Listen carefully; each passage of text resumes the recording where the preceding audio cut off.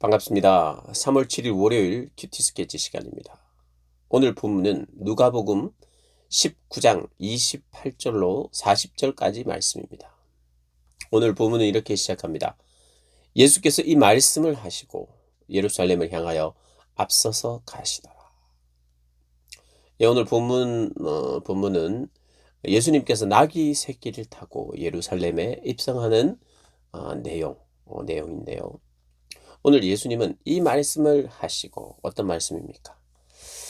위에 문화 비유를 말씀하신 후에 열문화 비유의 핵심은 동일하게 우리에게 허락하신 작은 것처럼 보이는 우리에게 평범하게 맡겨진 모든 일들, 시간들, 하나님 앞에 작은 것이지만 성실하게 최선을 다하여 일하며 주인의 오심을 기다리는 것. 그것이 하나님의 나라다. 그런 것을 말씀하셨죠. 그 말씀을 하신 후에 이 말씀을 하시고 예루살렘을 향하여 앞서서 가시다. 예루살렘을 향하여 앞서서 가십니다. 앞서 간다는 것은 앞장서고 따라오라는 것이죠. 지체하지 말고 따라오라. 내가 지금 예루살렘으로 가는 것을 너희들 앞서서 내가 본을 보이며 마땅히 가야 되는 곳, 당연한 곳인 것처럼 이제 가는 것이죠. 근데 사실 제자들은 의기양양해 하면서 기대하는 마음으로 예루살렘으로 지금 오르고 있습니다. 그들도 예수님께서 예루살렘에 입성하셔서 이제는 뭔가 왕이 되실 것 같은 분위기, 그래서 자기들도 높은 자리에 앉을 것 같은 어떤 희망, 이런 것으로 갔습니다. 그러나 예수님은 그 앞장서신 것이 십자가를 지기 위하여 앞장서신 것이거든요. 그래서 이제 같은 곳을 향하고 있지만 마음이 완전히 나뉘어져 있는 것, 그것을 우리가 앞으로 본문을 살피면서 알게 됩니다.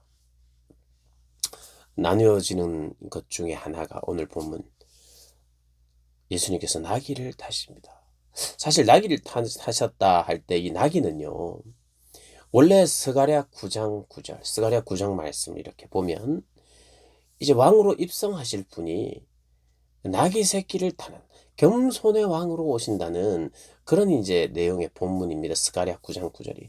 그러니 예수님은 당신이 누군지 아셨고 지금 예루살렘으로 가는 것은 십자가의 고난을 감수하러 가는 것은 맞아요. 그러나 그가 지금 어떤 분으로 올라가시느냐? 왕으로 올라가신다는 거예요. 그래서 예수님은 나귀를 선택하셨어요. 걸어갈 수도 있습니다. 여기 지금 벳바게와 베다니, 예루살렘과 벳바게 요 사이가 한 3km 정도 됩니다. 걸어가면 돼요. 그러나 나귀를 타십니다. 새끼 나귀를 타는 것은요, 오히려 걸어가는 것보다 더 불편할 수 있습니다. 그럼에도 불구하고 예수님께서 나귀를 타시고, 나귀 새끼를 타시고 예언되어 있는 말씀처럼 누군가 하나님의 말씀을 안다면, 유대인들이 그 말씀을 안다면 이분은 바로 왕으로 오시는 분이구나, 성경을 안다면 깨닫는 거예요. 그리고 어렴풋이 사람들이 알았던 것 같고 기대했던 것 같아요. 그러나 그 등극할 왕, 어떤 힘으로 승리하고 등극할 왕인 것 같아서 그런 기대를 가지고 38절부터 주님이 지나가실 때에 옷을 깔고 기뻐하며 큰 소리로 하나님을 찬양하고 찬송하리로다. 38절에 찬송하리로다. 주의 이름으로 오시는 왕이여 하늘에는 평화여 가장 높은 곳에는 영광이로도 하니, 이런 찬송을 했단 말이에요. 왕으로 오신다고. 그러니 이 내가 지금 왕으로 간다고 하는 것을 지금 선언하고 계세요. 나귀 새끼를 선택한 것이 예수님의 선택입니다. 그런데 우리가 이 나귀를 선택하는 이것까지도 주님의 어떤 기적이라고 말하기는 좀 그렇지만 준비되어 있는, 나귀를 가져오라 그랬어요. 제자들 둘을 보내가지고. 그래서 그 주인이 만약에 나귀 새끼를 왜 가져가느냐 하면 주께서 쓰시겠다, 그러면 줄 것이다. 주께서 쓰시겠다는 말은 사실은 그 나귀의 원래 주인이 주님이시잖아요. 사람의 주인일 뿐만 아니라 나귀의 주인이고 이 모든 천하 만물의 주인이 주님이시죠. 주님이 주님의 것을 쓰시겠단 말이죠. 그 순종을 해야 돼요, 누구든.